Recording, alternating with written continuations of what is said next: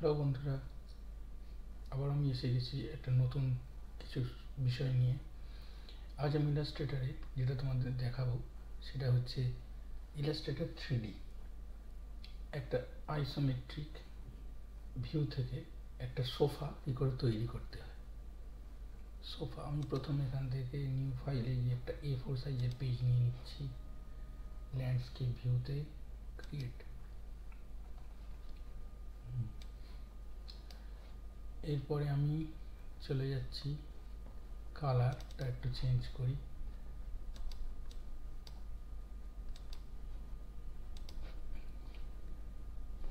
আচ্ছা, এফেক্টে গিয়ে যাওয়ার আগে আমি এখান থেকে রেক্ট্যাঙ্গেল ড্র করে নেব। রেক্ট্যাঙ্গেল একটু নিচ্ছি, এই রেক্ট্যাঙ্গেলটা নিলাম।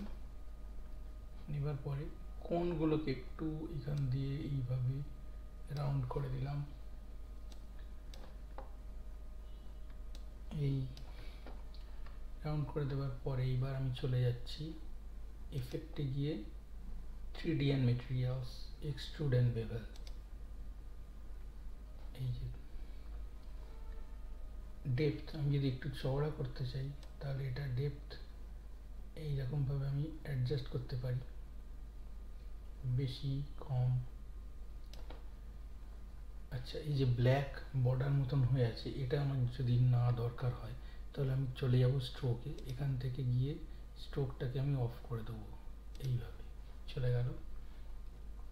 এইবারে সিলেকশন টুল দিলাম, 3D এটাকে আমি ঘুরিয়ে এইভাবে অ্যাডজাস্ট করতে পারি। আইসোমেট্রিক ভিউ একটু ওপর দিক থেকে এইভাবে যেরকম দেখায়।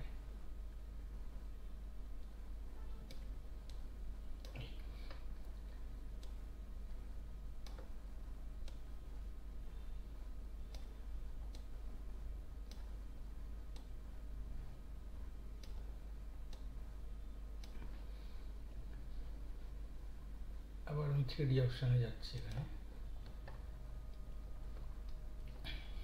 ডেপথটা একটু কম করি, 99 রয়েছে, আমি এখান থেকে 69 করে দিলাম।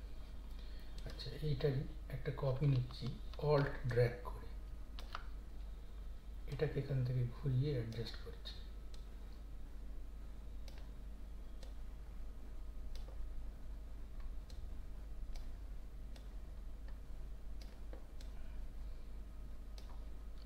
স্পেস বার দিয়ে হ্যান্ড টুল একটুখানি পেজটাকে সরিয়ে নিলাম কাজের সুবিধার জন্যে।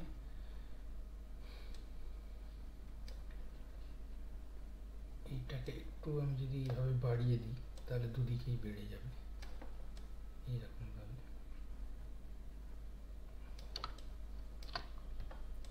ওপর দিয়ে চাপলে একটু এইরকম শুরু হয়ে যায়। আচ্ছা, এটাতে একটু মানে স্ট্রেট মনে হচ্ছে। আমরা সাধারণত সোফাতে একটু গদি যেগুলো দেখি, ওইটা করার সময় আমরা তাহলে কীরকম একটু ফুলো জিনিস যাতে লাগে, সেটা করার জন্য আমি কোন অপশানে যাব, এখান থেকে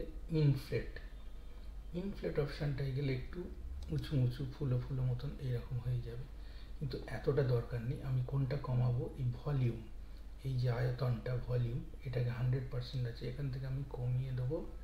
এই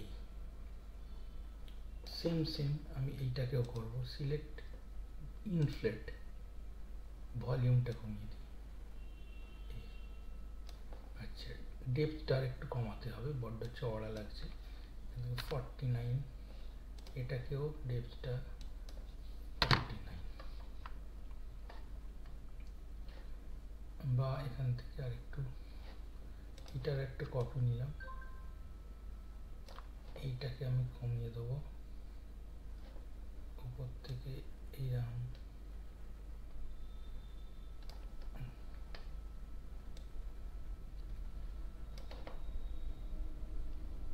ডেপথটা 29, একটু পাতলা হলো।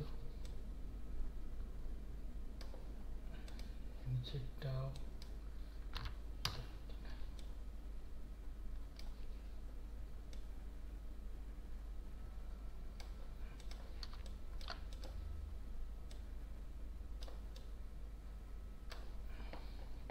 এইটার একটা কপি নিয়ে আমি হাতলটা সোফার এই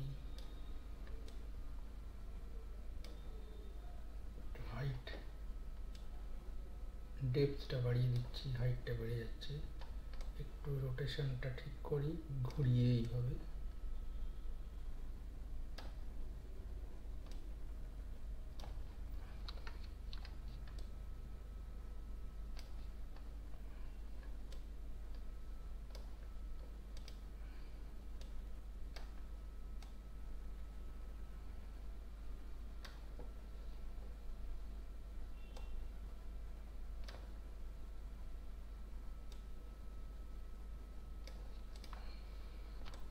অল ড্র্যাগ এইখানে। আচ্ছা, পেছন দিকে পাঠাতে হলে right click, arrange, send to back.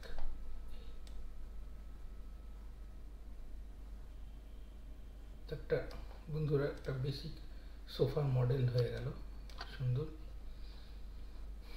আচ্ছা, এইবার আমি সোফাটায় যদি একটু টেক্সচার দিতে চাই, একদম গদি, বিভিন্ন রকম প্রিন্ট, টেক্সচার এরকম যদি দিতে হয়, আমি একটু তুলে দিলাম এখানে।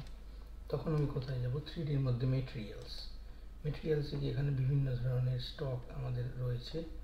এই স্টকগুলো থেকে যে কোনো একটা টেক্সচার, আমি হয়তো এই টেক্সচারটা সিলেক্ট করলাম, পুরোটাই টেক্সচারটা নিয়ে নিলাম।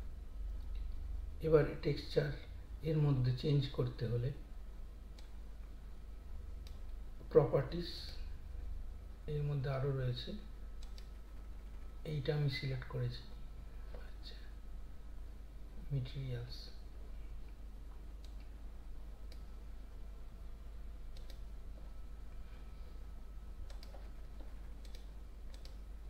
এবার একটা একটা ধরে আমি এরকমভাবে এইখান থেকে চেঞ্জ করতে পারি। যদি আমার মনে হয় এই কালারটা ঠিক লাগছে না, এর মধ্যে কী কী কালার মিশে আছে, এইখানে নিচের দিকে একটা একটা করে ধরলে এই পার্টগুলো দেখায় কী কী কালারের মধ্যে রয়েছে। এই যে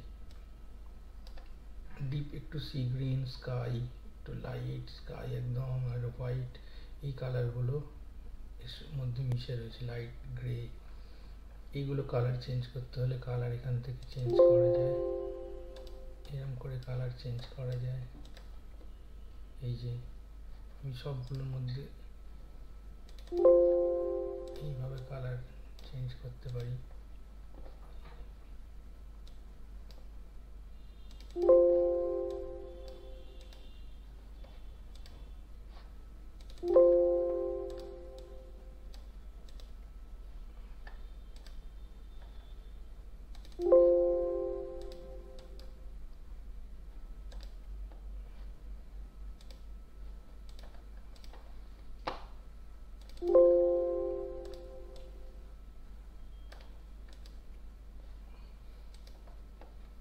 এইটা দেখুন বন্ধুরা, একটা সোফা সুন্দর তৈরি হয়ে গেছে।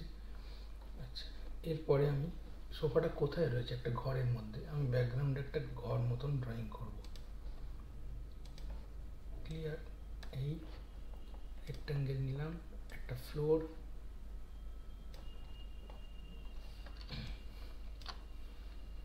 ফ্লোরটাকে যদি আমি একটু 3D করতে চাই, এখান দিয়ে অবজেক্টে গিয়ে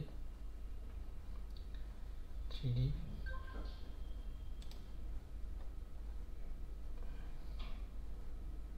ফ্লোর, তার এই যে উডেন ফ্লোর, উডেন টেক্সচারটা আমি ড্রপ করে দিলাম এখানটা। আচ্ছা, এই টেক্সচারটা এইখানে স্ট্রেট লাগছে, একটু পার্সপেক্টিভ যদি আমি ঘোরাতে চাই, তখন আমার কি করতে হবে? পার্সপেক্টিভটা চেঞ্জ করতে হবে।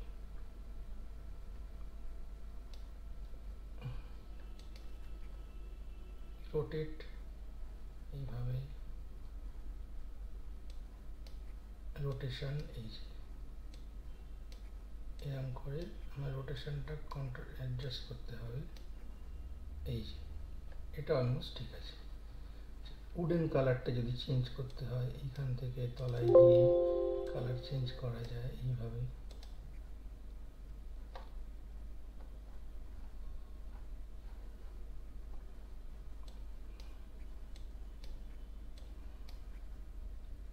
Scratch scale, scratch density,